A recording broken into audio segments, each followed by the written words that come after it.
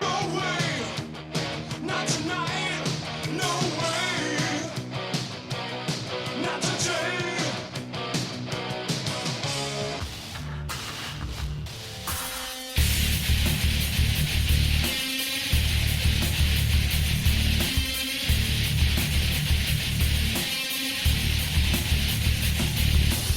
Welcome to Rabbit and Blue Radio with the Skeleton Crew, exclusively at horrorbid.com.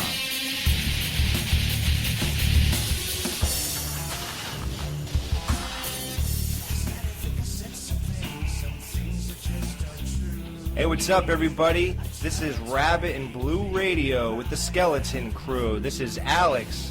Michael J. And our special guest host, Dan J. Alright, Friday the 13th Part 4 picks up right after Friday the 13th Part 3. Like Dan said in the last show, it perfectly ties things together. Jason ends up in a morgue, comes back to life, and right away in the morgue, what I like about the movie, and I think you guys appreciate this, is you got good characters right away. Yep. As soon as Axel rests that donut or whatever he's eating on the dead body and just acts so nonchalant and just starts eating it again, like right there, you say, okay, this Banana. Oh, was it a banana? Yes.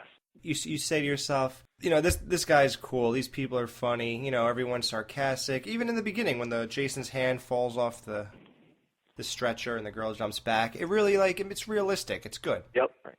Yep, exactly.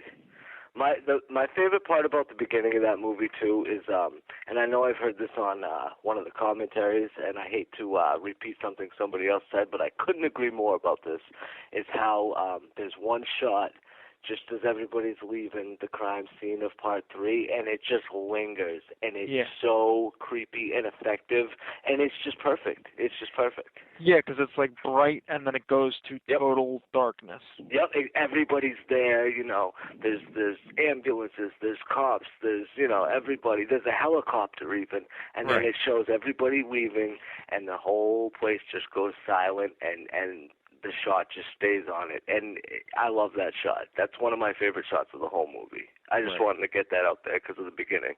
Me and Dan are, like, so on the same page with Your so kindred much. spirits. Oh, my God. Like, he really appreciates the subtlety. Watch, I'll prove it. Dan.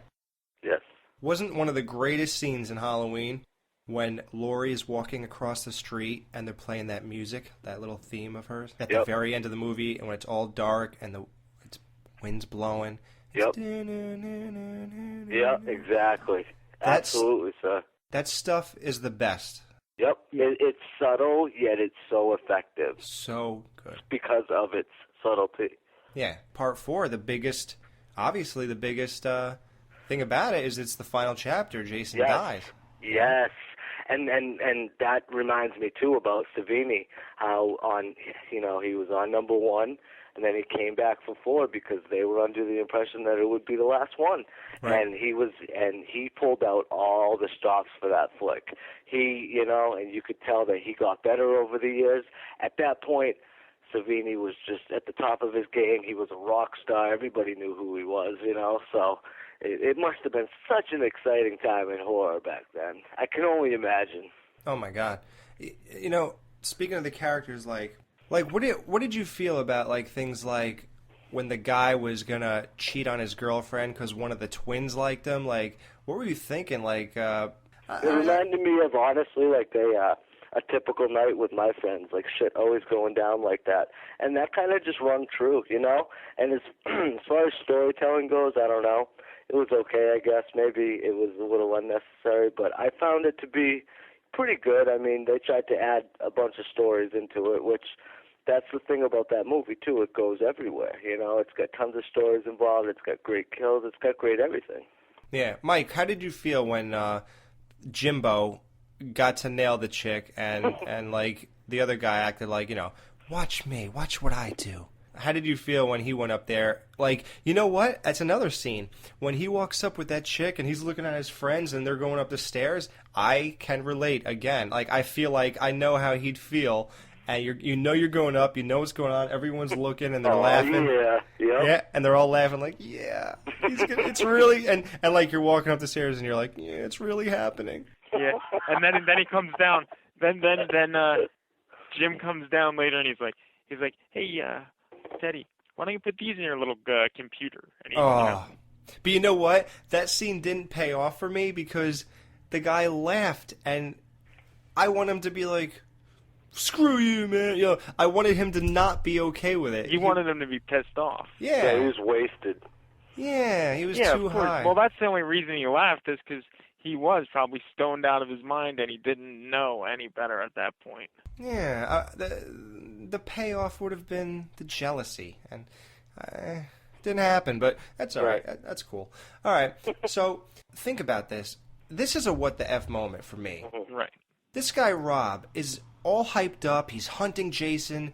He's gonna kill because his sister was killed. Do you guys know who his sister was? Supposedly somebody from part Sandra 3? from part 2, right? Yep, that's right.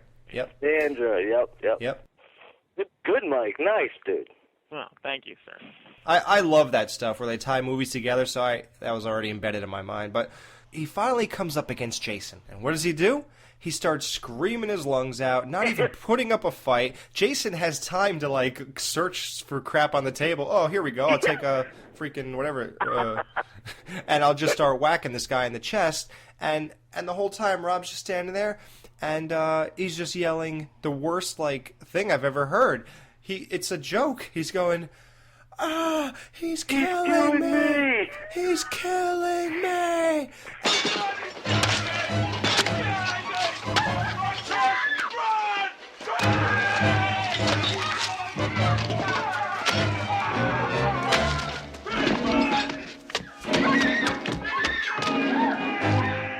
And, like, that just reminds me, like, I don't really know if I've seen a skit like this, but it reminds me of something like, okay, he's picking up a knife. Oh, he stabbed my stomach. I'm getting a little queasy here. He's still stabbing me. Okay, it's getting harder to breathe. Okay, I'm losing consciousness. I'm probably going to be dead soon. Okay, thanks for the play-by-play, Rob. How about you do something to maintain life? Well, let me ask you a question, Alex. If you were Rob, what would you have done in that situation? Because, look, Jason is obviously a hulking, maniacal figure. I would have banged Trish if I was him. Well, no, but he didn't have time. No. I'm not saying if you were Rob in general. I'm saying if you were Rob at that. Right. Yeah. But no, I know that. But I'm just saying if you were Rob in that general moment. Right. I like Dan's approach. I wouldn't be looking for Jason. I'd be hammering away on Trish. But right. You'd be like, forget those people next door. We'll lock the door and just leave them over there. Jason Schmason, man, I got a blonde looks like that hanging out with me. Yeah. No, Let Gordon watch. Yeah, exactly. I'd let the dog keep sleeping on the bed when I'm with her. If he just turned around, I think I would have had a weapon. I'd probably stab him in his throat or something. I don't know. Kick him, do something, push him away.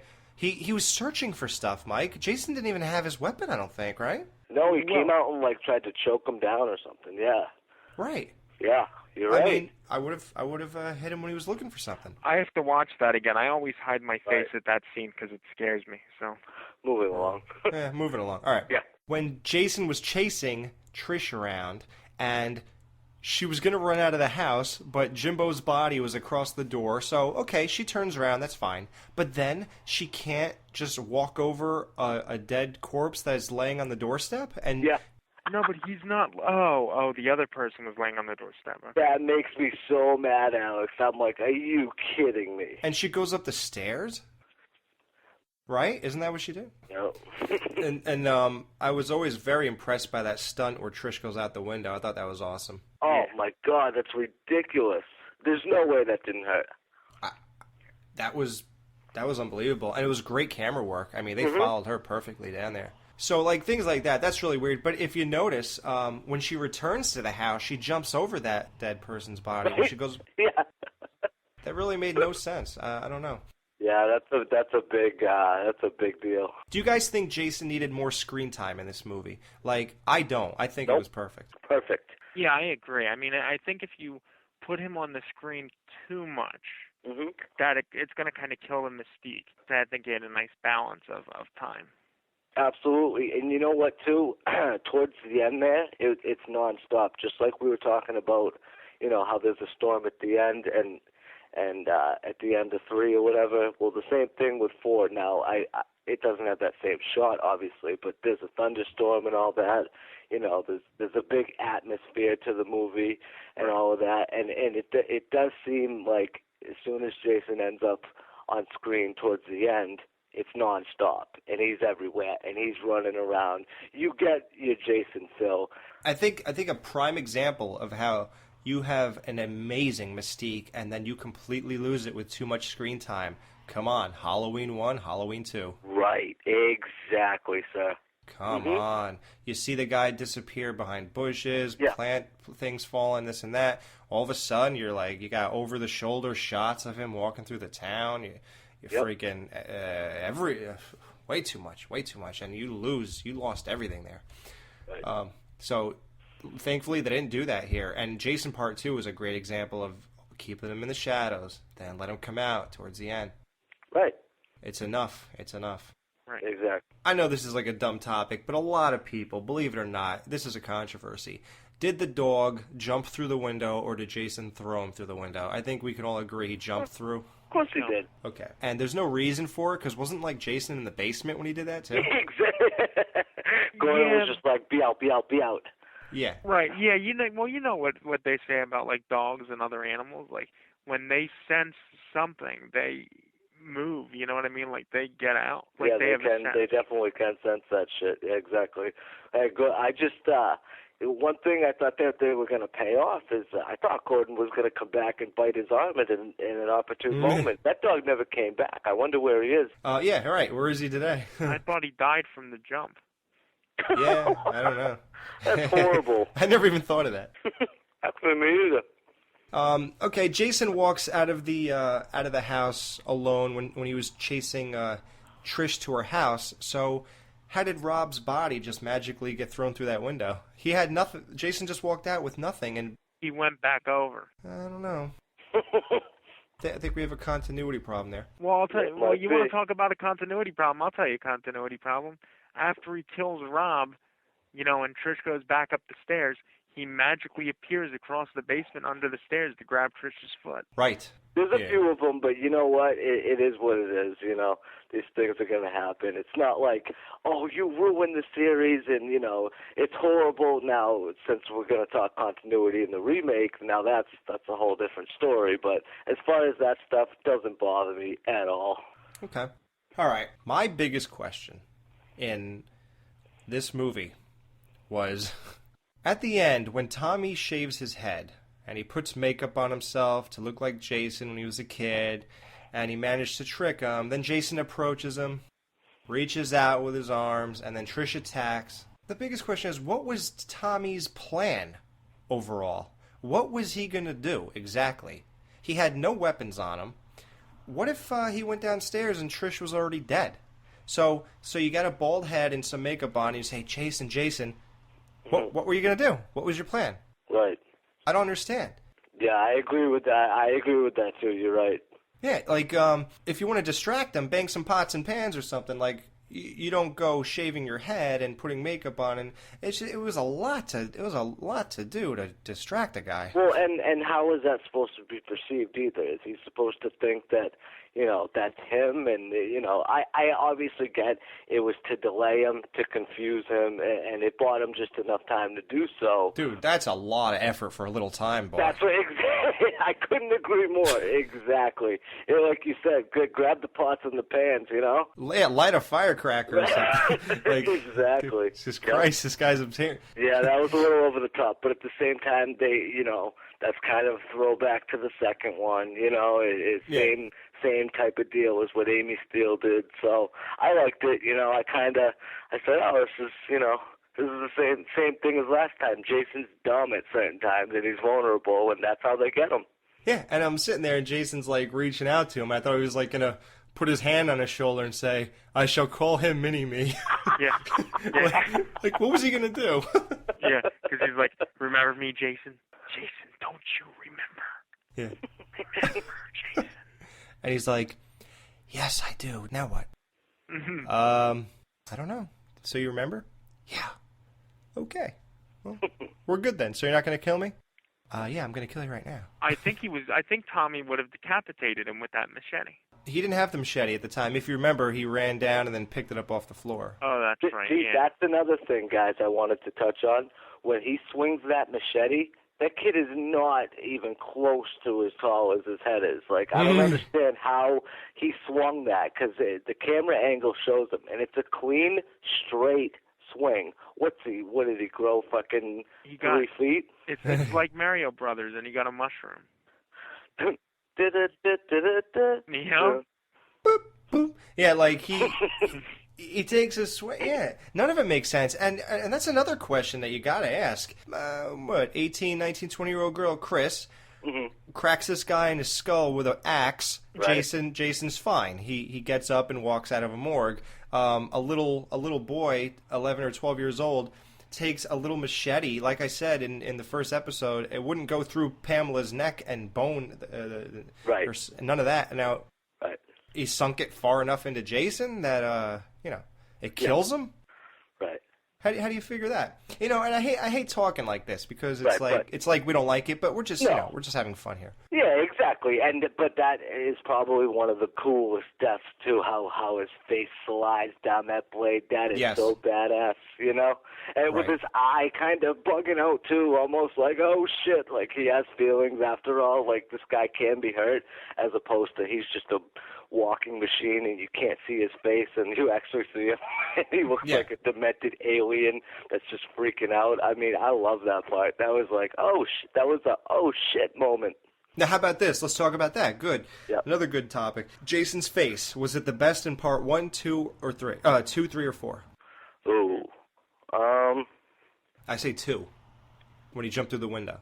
Yeah, because the hair, it just gives that hillbilly creepy look, yeah. Yeah, realistic. Yep. I say 3, because it scares the hell out of me to this Yes, day. Mike, you're right. You're absolutely right. That scene is scary. I remember having nightmares of that, of being in that area and him coming out with those eyes, dude. Like, I can't watch it. I don't. Yeah, dude, I you're absolutely right, Mike. I couldn't agree more. Me. That is a scary part, and that's totally reliant on his face, or lack thereof, or whatever you want to call it. Yeah. Well, when he smiles, that was really. Oh, that just creeps me out. And part 4, I hate saying negative things about it. I love this movie, but the face would look like hard plastic or something. It looked really weird, like that weird gnarly part on the cheek. Yeah. Like, what was that? Like, I don't know. Doesn't he kind of look like the guy from the Goonies? Chunk? Chunk? No, Sloth, Mike. Chunk. Okay, what the F moments? Yep. Probably I'm thinking like the slow dance when she says "Kiss me, you fool," and he turns his hat backwards and goes "Sweetly." What the hell was that? That's a Three Stooges throwback. I don't think it worked. No. And the old porn slideshow thing or whatever you want to call it, I just I didn't get that. I thought, what's going on here, Yeah, it just seemed a little out of place. I guess not what the fuck, but more like what the fuck. Yeah, I would have liked some Johnny Long reference would have been better than that. Right? Exactly. That would have been funnier. What else? Anything, Mike? Any what the fuck moments? Well, I said about the thing with the... You know what? I don't understand why Jason was outside that window and then broke in and grabbed that chick that Jim slept with and threw her out the window like that. That was so stupid. What? It's so stupid. You're right. What the hell kind of thing? Like, here it's another Crazy Ralph question. How long was he willing to stay there till somebody walked to the window? I mean, well, first of all, how the hell did he get from the kitchen from killing Jimbo, and then I think he killed Ted after that? So then you're telling me, okay, so did he go outside, get a ladder, and just climb up to the second floor and say, oh, la-da-da-da-da, I'm going to wait because she's going to be standing by the window at this certain moment in time? Yeah. Right, like he knew it, yeah. Right. Yeah. Wow. I got another classic one, man. Okay, your girlfriend is in a raft. You sort of just cheated on her. You swim over. She's dead. Is your reaction? You push her and go, what the? And you freaking... that was awesome. Dude, that was the most... He's like, what? Like, that was like... Oh, who gives a F if this chick's... My girlfriend's dead. Let me make sure I don't get hurt. It reminds me of Half-Baked, Dave Chappelle and Half-Baked. Get away from me, bitch. Like, I'm just thinking, if my girlfriend was in the raft, I'd be like, oh my God, are you okay? I would have shaken her. This guy just bolts. Right? Well, honestly, when he gets to, well, no, I can understand why I wouldn't shake her, because he probably gets to a point and you see the knife through her back and you see all the blood, you would assume that she'd be dead. So what? Is your reaction take He off? just leaves her. Yeah, I gotta say, get the hell out of there. You might be next. That's well, really she's on a raft, though. Like, obviously he's not like an immediate danger in the sense where there's nobody right next to him. Do you think that he should be more vulnerable on get in land. the raft? Do you think that he should have gotten the raft with her and friggin' paddled somewhere? Yes. Honestly, Mike, I haven't thought about it. I know, I'm sorry. I bring up stupid crap. That but... honestly might, you know what, though? That might be an alright idea if you really think about it. Not bad. I would hold Right. on to the raft and paddle to the land. I don't know. Right. No, I would probably get into the raft and throw her out of the raft into the water and just get out of there. Doesn't he get that thing right in his balls, too? Yeah. Oh, my God. That's pain. Right in his groin. Oh, good Lord. That's pain. Good thing this movie wasn't in 3D. Mm-hmm. Okay, let's talk about great kills then. You got the dude who got his face rammed through the shower. Oh, dude, that was so brutal. Yeah. Yeah. Oh yeah, he's like, hey, you want to get in the shower with me, old buddy? Hey, Paulie, old buddy, old pal. And then the noises that he makes too. It's like, That's like Jason. He's like, just like, shut the fuck. I love the Crispin Glover death too. The corkscrew, and then boom, right in the face. Okay, ready, guys. I do the best. Ready? Hey, Ted, where the hell's the corkscrew? Oh my God. Do you know how many times me and my friends have yelled out, "Where the hell's the corkscrew"? Wow, I am amazed, sir. I have no life. Then we got, let's see, who else was killed? The twin. You got the shadow kill where he just rams a pole through her. That's See, that was another one that was off screen, but I found that more effective than the other one we previously talked about. I like the hitchhiker one too, where she's sitting eating the banana, and all of a sudden he goes to the neck, and you hear her go like, and you actually hear her like, you hear him like go, and you hear her go like, I swear I know a girl who looks just like that. I feel sorry for you. Then you got, of course, Ted, Teddy Bear. Yeah. He got a knife rammed in the back of his skull. And that was awesome. That was awesome. Yeah.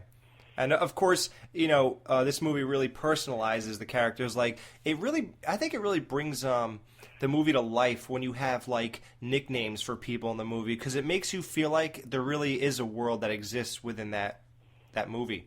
Like a good example is like Teen Wolf, like how Styles and Boof, and then you got when he says "dead fuck" and you just keep that going. It's like it's inside jokes which turns characters into real people to me, Right. Exactly, Alex. You couldn't be more right. Yeah, I like that stuff. It brings it to life to me. Mystery time. Did Mrs. Jarvis get killed? Yes. I would have to say yes, just because I don't think she would leave her kids in the house like that. Well, I've seen the deleted scenes, so I know that she gets killed. Okay, fill me in. I didn't see him. The deleted scenes it's like an alternate ending where it's more like, I guess, a dream sequence. Yeah, see, that's the thing, Mike. Yeah, it's a dream sequence. It's still unclear whether she dies or not. Right, it's supposed to be at the end where Trish finds her in the bathtub and Jason appears behind her. And then she wakes up and it's the next morning. And I remember Joe Zito talked about that too, and that's why he took it out, just because it's too vague, and he still didn't really answer. He said, who knows? Who knows what happened? So I think it doesn't bother me that much. Obviously, if she goes outside and then, lightning strikes and she gives a surprise look, it's assumed. But then again, you never know. Who knows? Right. All right. Very professional. Thank you. Hey, listen, I strive for the best. All right. Hottest girls in the movie. I think the chick who died on the raft, the girl from Weird Science, that's one, right? Yeah. And you throw that in with sex and nudity. Yes. Yep. Definitely. What's the other girl there, her friend that she's talking to in the bathroom? Sarah. Who turned whore overnight. Dude, she's something beautiful right there, I'll tell you. And I heard stories that she was the worst person to work with on that film. Really? Yeah. That sucks. Like, she didn't even want to die. Like, the way that she was supposed to get killed, she didn't want to die that way. And when she's in the shower with, whatever that guy's name is. She gets her ass cheeks pressed up against the glass. Yeah, but it's not her Right. ass cheeks. Of course not. Of course, why would it be? That they wouldn't have showed it. Like, if they were really going to show it, they would have shown it, but they did it through a shower stall. Yeah, right. There's no way that's that chick. Yeah. Like I said, the characters are very strong. You got the dead F. You got... The Jim? Yeah, I'm trying to... We love Crispin Glover. You have the Dr. Loomis of Friday the 13th now. You got Tommy Jarvis. I don't know. Now, look, I love Tommy Jarvis, but I wouldn't call him the Dr. Loomis of Friday the 13th, and I'll tell you why. Not in the fourth one, at least.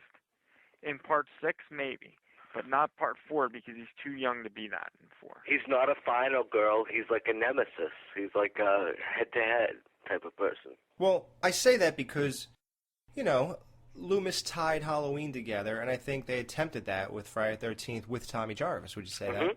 Right. Well, that's why they should have kept the character, but they didn't, and that was a downfall. Oh, well, then we would have never gotten a telekinetic girl. Right? Are you sure you want to give that up? Take it or leave it. No, you leave it. Yeah. All right, so you got Tommy Jarvis. Do you feel that he made the movie what it was? Yes. He was a big part of it, absolutely. There were so many different character traits in that movie that you couldn't even keep up. There were so many strong characters. You follow romance and the comedy between the two guys, and it was almost like they were yanked from a John Hughes film and put into a Friday the 13th movie to get killed. When you're talking about the fat girl on the side of the road, it's like, hey, honey, you got a sister? Yeah, rough. Trish to me, and I interviewed her. It was one of my best interviews. I wish, are you kidding me? Yeah, I wish I pulled some stuff from that, and I could have added it here, but because it was really good. I told her that, and I wonder if you guys agree, she has the face of a porcelain doll. Oh, my God. She is so beautiful. Right, I could agree with that. She's like a model. Right. I was going to say, she's single in the movie. I'm like, what the... Yeah, she was such a great character. She was, oh, man, I love everything, about that character. It's just, her range of emotions were right on point. She was sympathetic, and she was the cute girl, and just everything, Look, what I liked about her is that she played a role that you don't normally see. If you ever notice in like almost every single movie or TV show, the big sister always teases the kid, always mean, like Kelly Bundy, but like Kelly Bundy is a little extreme. But most big sisters are rude, but she was really a nice sister. Right. Exactly. And you don't get that. So I think as boys, and we were younger when we watched these movies, we felt like that would have been a great big sister, Yeah, the Jarvises, as a family, as a family unit, were way too happy. They were just, Jarvis sandwich. Yeah. Oh my God, are you kidding me? That's just weird. That would freak me out. I'd be like, get I'd away love from to me, be the Ma. meat in that one. Yeah. I think I would face Trish though. Yeah. Well, yeah. Yeah. like one of the other great family moments is like when Tommy's in bed and the two are getting it on across the way, and he's checking him out, and then all of a sudden the mom comes in. Like when I see that scene, I really feel like I'm that little kid in bed peeking out that window, and when she closes it, I know exactly how I'd feel if my mom did that. It's like I really live that scene. It's funny. Oh, absolutely. You know, and that's the great thing about those movies. You know, you got Tommy Jarvis, you got a kid in a Friday the 13th movie, and it's like it just changes the whole landscape and the whole movie in general. You know, throw a kid in there, it's not just teenagers anymore. You got a whole different perspective. You got a kid's perspective, and let's face it, the most innocent of perspectives. You take that and put it in a horror film, and there you go. You know, some hasn't worked, you know, as much as others. You know, Child's Play or something like that. But, you know, I think it really worked, and Corey Feldman killed it in that movie. I thought that was one of his best roles, to be honest with you. He was so believable. He's such a great actor, you know, so... All right, let's go to the best couple in the movie. So you got the guy who could care less, his girlfriend's dead. You got the guy in the shower with the girl. You got Rob and Trish. You got Jimbo and one of the one of the twins. Mm-hmm.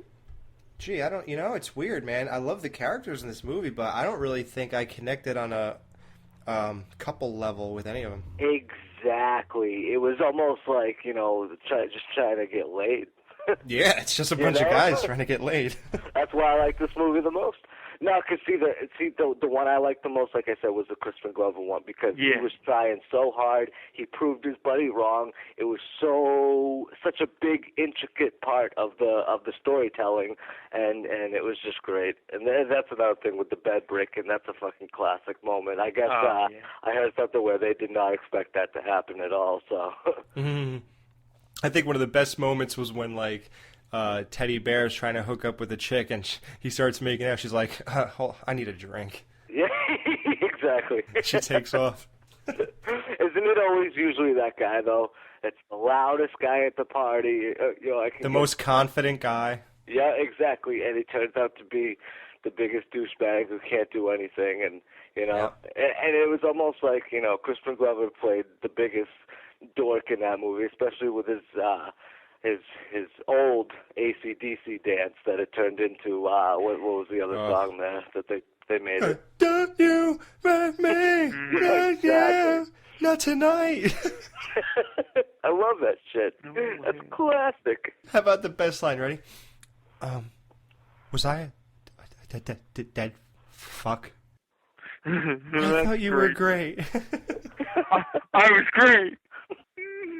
Put that in your computer, Teddy boy, whatever he said. She said I was great. That was so funny. Like Crispin Glover really knows how to add nuances to characters, man. Yeah, he does. With the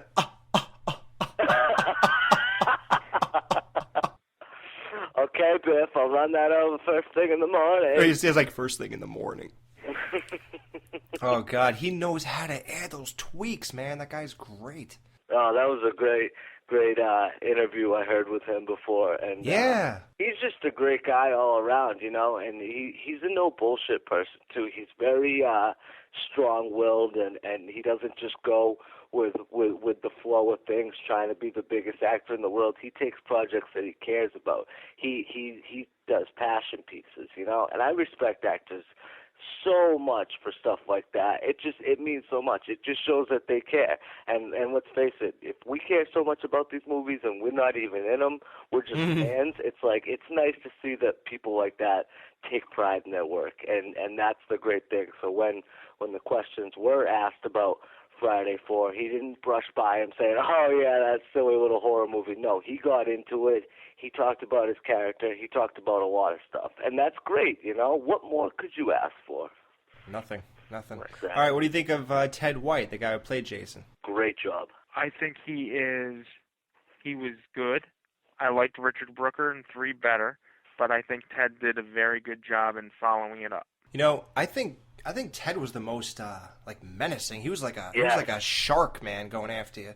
Yeah, dude. He's like a beast. He was so brooding too, and I've heard this argument a lot too. Not even an argument. It's basically a fact. That was the last time that Jason was really human, like a real guy, if you think about it, because obviously 5 wasn't him, and then 6, boom, lightning, zombie Jason, here we go. Now it's fucking, balls to the wall. So if he's a real guy, he moved like a real guy, and that's so funny about when you hear people say, Jason doesn't run. Dude, he ran all through that movie from one house to the other. He was running all over the goddamn place. So I just think it's so funny. I don't know where people come up with that stuff. Like, I think you know what it is. I think it's like those ones you said, part 6 and 7 and 8. He don't run, so people kind of associate. Like think about it like this: when you think of Jason, which one do you think of? Kane Hodder. That's what first pops in your mind when you hear the word Jason Voorhees? Zombie Jason, yeah, like with the chains and everything. Right. For me, it's part 4. That's what pops into my mind. What about you, Mike? I would have to say Kane probably, only because he played Jason the longest. So that's probably why he, is the first. 4 is my favorite. Yeah, 4 is my favorite though. But like when you said what pops into your mind, for some reason it's just that's the definitive one. For some reason it's just not that even it's scarier because, like you said, I think Ted White was very menacing. I love that word. He was creeping, and he was just always there. And like you said, when he killed Rob there, it was just memorable stuff. Yeah. They really capture some good stuff. Absolutely. You got, I guess, favorite quotes. We kind of went over that with the, that was great, and where the hell's a corkscrew, dead fuck. Certainly, that's not one of my, I like that one too. With the F moment. The location, it was basically on the outskirts of, I guess, Camp Crystal Lake, would you say? Yep. Yeah, so you start off at Camp Crystal Lake, you go to Packnack Lodge, you go to Higgins Haven, then you go to the outskirts, a couple houses. That's about it. Originality of the storyline. Rob's going to avenge Jason. That was not done before. You got the Jarvises basically just chilling, hanging out, not really doing too much. And you got a house party. Not really original, but it worked. Well, even when they went down to the lake and, when they were on the rope swing and stuff like that. Ah, yes. There were some nice parts to that movie, on the dock and stuff like that. And let's face it, it's always been camp before, camp-related. Let's get ready for this camp. This was, hey, we're going to a house, we're partying. We're not even going to pretend that we're going to fucking be getting ready for any type of camping or anything. No, we're going to a party house, which is very confusing because I always wondered how big Crystal Lake actually was. Because Jason, I'm sure, would have found those houses before, or at least, I just find it hard to believe that he's just now running into the Jarvises. Right. Okay, ready? I'm going to give Mike a geek quiz. You're going to give me a geek quiz. Yeah, Mike, what was wrong with the car? What did Tommy say? The solenoid. Oh, my God. Nice, dude. Excellent job. Thank you, sir. Yes, All right, well, I think we pretty much covered this, unless you guys think... No, I think we pretty much ran the gamut. We're good. Yeah, we're good. Had a little flaws, had a little funny things to talk about, but hey, man, rating time. This is a 9.5. I'll say 9.5. Mike? 8.5. There you go. See, this is my 10. I love this movie. This is probably my favorite one. 10. All right. Well, there you have it. So, this is Alex. Michael J. And Dan Chase. And this was our Friday the 13th Part 4 review and breakdown in the 12 days of Friday the 13th. For Rabbit and Blue Radio, this was the Skeleton Crew. We'll see you tomorrow when we delve into the in-between of the Friday the 13th franchise. And there's a reason. There's a little space here between the first batch and the second batch. And we'll get into all that tomorrow at horrorbid.com. See you tomorrow.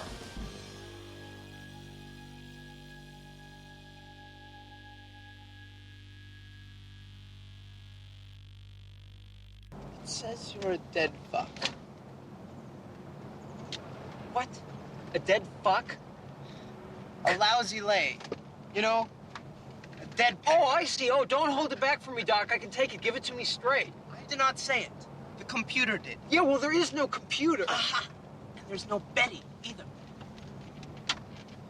And I'm a dead fuck. Like I said, the computer don't lie.